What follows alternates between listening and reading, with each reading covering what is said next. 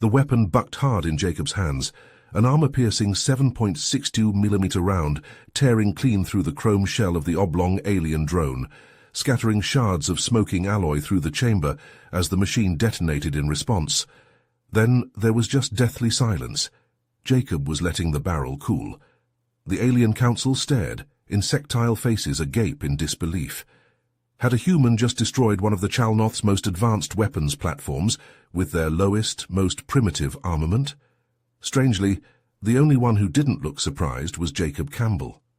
Earth's top military engineer stared down the human rifle's sights at his next target, sweat still beading on his brow under the crushing weight of 20 alien species' judgment. 2 years since the nebulous Galactic Council had welcomed humanity into their fold, they still had absolutely no respect for us. Especially not the kind you get at gunpoint. When they first saw our spacecraft and our uniforms and our weapons, they laughed. Then they strong-armed the diplomats, nitpicked at our accomplishments, stole our resources, infiltrated our computer systems, all the while treating us like a protected, endangered species. "You're just not ready for the stars," they had cooed in their cooing voices. "Let the council races show you how a civilization is supposed to act." So we showed them what human civilization had been best at for the last 12,000 years. We'd showed them what the Second Amendment could do. Now we were at the crest of the Galactic Council rotunda, being stared down by the greatest species in the universe. Our assault rifle still smoking from the first cursory target demonstration. Ammunition was scarce. There were no human ships for 1,000 light years. The Council had shrugged when we asked for a firing range. Their weapons didn't need practice, so the demonstration would have to do. Representatives of the Octil, the Zagreus, the Suntula, and a dozen more unpronounceable species had leaned forward, awaiting their turn. We would teach them what practice meant, drill it through their heads until their craniums cracked with the force of our knowledge. But here in this hall, looking down the barrel, isolated and alone, success would mean everything. Failure would mean our extinction. We couldn't miss. We wouldn't miss. The Council would respect humanity one way or another. Our race depended on it. Sci-Fi. The first round of competition took place amid the sweltering humidity of Xyloth's home planet, a world carpeted in dense jungle. Jacob's team moved like ghosts through the undergrowth, their advanced camouflage rendering them all but invisible. They communicated via hand signals and subvocal mics, coordinating their movements with practiced precision.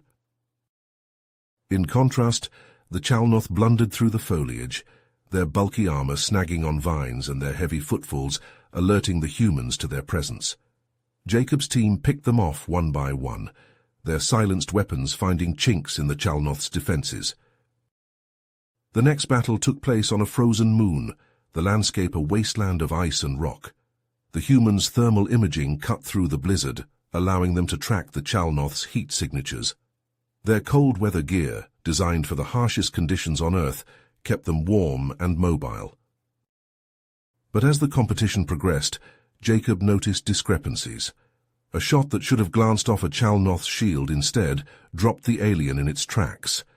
The targeting system in Jacob's rifle, which had never failed him before, suddenly began to glitch at crucial moments. Suspicion gnawed at him. After a particularly grueling battle, as he was cleaning his gear, Xyloth approached him. The Virin's slender frame was tense, his usually serene features etched with concern. "Jacob," Xyloth said, his voice low, "we need to talk. I fear the Chalnoth are not playing fairly." Jacob looked up, his eyes narrowing. "What do you mean?"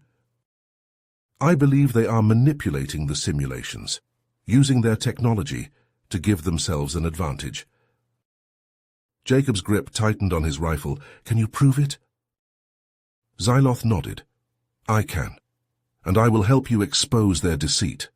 The Chalnoth have grown too arrogant, too sure of their superiority. It is time for a reckoning." They began to gather evidence, poring over data logs and analyzing sensor readings, but their activities did not go unnoticed. One evening Jacob returned to his quarters to find the room in disarray. His equipment had been sabotaged, delicate components smashed beyond repair. And there, on his display, was a message in jagged alien script.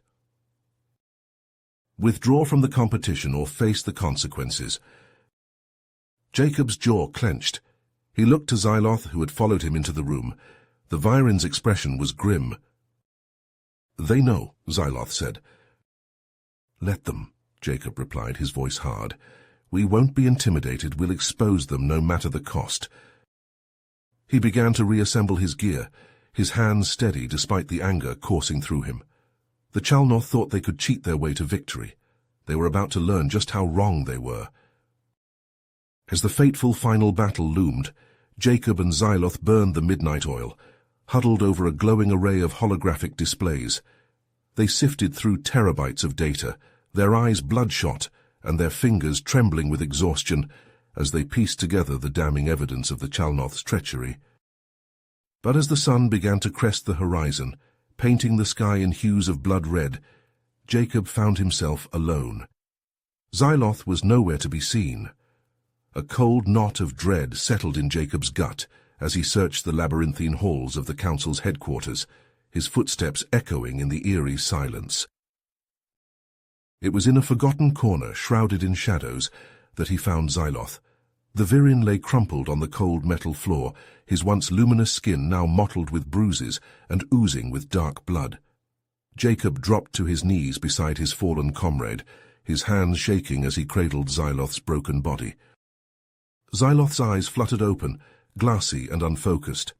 With a trembling hand, he pressed a small data chip into Jacob's palm. "The evidence," he whispered, his voice a ragged gasp. "You must show them." Then the light faded from Xyloth's eyes, and he went limp in Jacob's arms. Jacob stared at the data chip in his hand, a tiny thing that held the weight of worlds. He was alone now, the sole bearer of the truth. As he stepped into the simulated cityscape for the final confrontation, Jacob could feel the eyes of the council upon him. The towering skyscrapers loomed like tombstones, casting long shadows across the deserted streets. Then all hell broke loose. Buildings crumbled, raining tons of rubble down upon the human team. The ground beneath their feet split open, swallowing two of Jacob's men whole. Energy blasts sizzled through the air, searing flesh and melting armor. Jacob watched in horror as his teammates fell, cut down by the Chalnoth's weaponry, or crushed beneath the collapsing city. The simulated metropolis had become a death trap, every element turned against them. Through the smoke and the chaos, Jacob caught a glimpse of Kelar. The Chalnoth leader stood atop a skyscraper, his cruel laughter echoing across the battlefield. With a roar of fury, Jacob launched himself at his foe, scaling the crumbling building with single-minded determination. But as he reached the summit, his rifle took a direct hit, exploding in a shower of sparks and shrapnel. Jacob faced Kelar, unarmed and bleeding. The Chalnoth smiled, raising his energy blade for the killing blow. But even as the blade descended, Jacob's hand closed around the data chip. In one last desperate move, he lunged for the control panel at the edge of the rooftop. He slammed the chip home, uploading the evidence of the Chalnoth's betrayal. The simulation flickered, glitched, then dissolved entirely. Jacob and Kelar stood on a featureless plain, surrounded by the stunned faces of the council. The truth was laid bare for all to see. The council chamber erupted into pandemonium, as the truth of the Chalnoth's treachery was laid bare. Delegates from a dozen worlds shouted in outrage, their voices rising in a cacophony of anger and disbelief. Kelar, his face twisted with rage, was seized by the council's security forces and dragged from the chamber, spitting curses and threats. In the midst of the chaos, Jacob stood tall, his eyes hard as flint.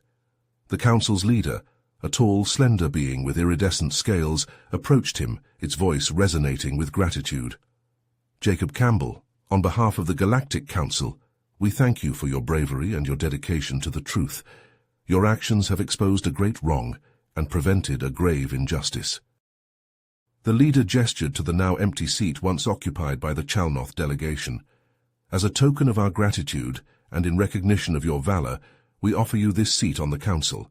Let humanity take its rightful place among the stars. Jacob nodded, his heart swelling with pride. He opened his mouth to accept the honor, to speak the words that would elevate his species to the galactic stage. But before he could utter a syllable, a deafening blast rocked the chamber. The doors burst inward, torn from their hinges by a searing bolt of energy. Through the smoke and debris, a phalanx of heavily armed Chalnoth warriors stormed into the room, their weapons trained on the stunned delegates. "Treachery!" bellowed the leader of the insurgents, his voice dripping with venom. "The council has betrayed the Chalnoth, and now you will all pay the price." Jacob reacted on instinct, diving for cover as the Chalnoth opened fire. Energy beams sizzled through the air, scorching the walls and sending delegates scrambling for safety. Jacob's fellow humans, those who had survived the brutal competition, rallied to his side, their own weapons drawn. "We have to protect the council," Jacob shouted over the din of battle. "We can't let the Chalnoth take control." His comrades nodded grimly, their faces set with determination. Together they formed a living shield, placing themselves between the Chalnoth and the cowering delegates. They fought with the same skill and tenacity that had carried them through the competition, their weapons barking and spitting in defiance. But the Chalnoth were relentless, their numbers seemingly endless. One by one Jacob's friends fell, cut down by the ruthless onslaught. Soon only Jacob remained, a lone human standing against a tide of enemies. Blood streamed from a dozen wounds, his armor shattered and his weapon empty, but still he fought using the shattered remains of the council's furniture as makeshift clubs and shields. He would not let the Chalnoth win, not after all they had sacrificed. As he battled, his mind raced, searching for a way out, a solution to the impossible odds. And then, in a flash of inspiration, he remembered something Xyloth had told him, a whispered secret in the dark of night. The fail-safe. With a roar of effort, Jacob broke free from the melee, sprinting towards the council's central control panel. His fingers flew over the keys, inputting the sequence Xyloth had entrusted to him. A calm, disembodied voice filled the chamber. Self-destruct sequence initiated. All personnel evacuate immediately. Detonation in T-minus 5 minutes. The Chalnoth, realizing what Jacob had done, let out howls of rage. They surged forward, determined to stop him, to undo his work. But Jacob stood his ground, his body a barrier between them and the control panel. "Go," he shouted to the council members, his voice raw with pain and desperation. "Get out of here, I'll hold them off." And hold them off he did. With every last ounce of strength, every shred of will, Jacob fought. He became a whirlwind of violence, a one-man army standing against the tide. The Chalnoth fell before him, but more always took their place, an endless wave of hatred and rage. The countdown ticked inexorably downward, 3 minutes, 2, 1. As the timer reached 0, Jacob closed his eyes, a smile on his blood-stained lips. He had done it. He had saved the council, saved the galaxy. The world turned white, then red, then black. In the days that followed, the council mourned. They mourned the loss of Jacob Campbell and his brave companions. They mourned the innocence lost, the illusions shattered. But even as they grieved, they honored. The competition, once a symbol of galactic unity, was renamed in Jacob's memory. The Campbell Cup would stand as an eternal testament to his sacrifice, to the indomitable human spirit. And though the galaxy had been forever changed, though the scars of that fateful day would never truly heal, the council endured. Humanity took its place among the stars, a shining beacon of hope and resilience. For in the end, Jacob Campbell had not just saved the council, he had saved them all. You have reached the end of the story. If you enjoyed this story and want to support us, please leave a like and subscribe to our channel, and for every comment that says 88, I will heart every single one of them. Thank you for your time.